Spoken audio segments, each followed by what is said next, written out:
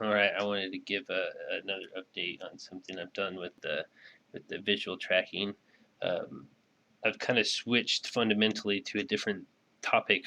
Uh, I've gotten to the point where I realize that with the facial tracking, it's really great because people have been doing that for a long time. There's a lot of stuff that's already written out there for doing facial tracking that's easy to implement. So that's great. But what about things that are not faces? How do I get the computer to figure that out?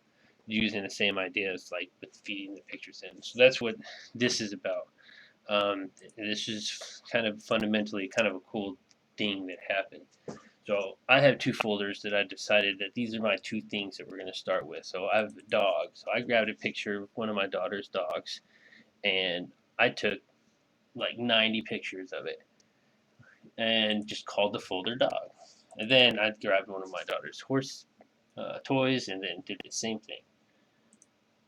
So what it does then is it basically loads in those pictures into some different types of arrays and opens up this application, is what they call it.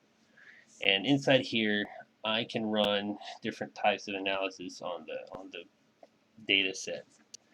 Um, what you're going to see is two separate kinds of support vector machines and the nearest neighbor classifiers. And we're going to compare them and see which one works better, which one's correct more. So once you've picked out what you want, essentially you do a train and it calculates the accuracy, and then we export that back out. And this is what it's going to use in the real time.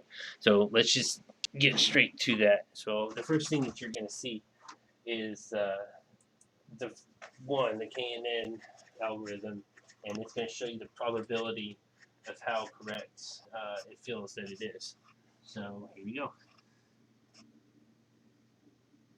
You can see that it definitely believes that that's the horse, and you can see that it switches decisions and realize that that's certainly the dog.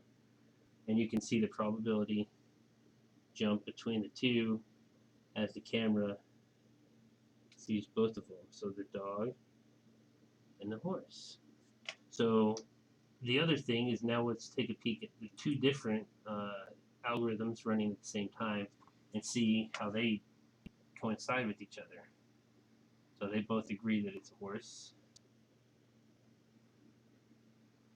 Looks like the SVM has a hard time thinking it's a dog, but now it kind of agrees.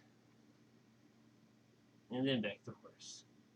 So, I mean, it's pretty clear that I should be able to literally just create folders with themes, and that will it should pick them up. So that will be interesting to see if that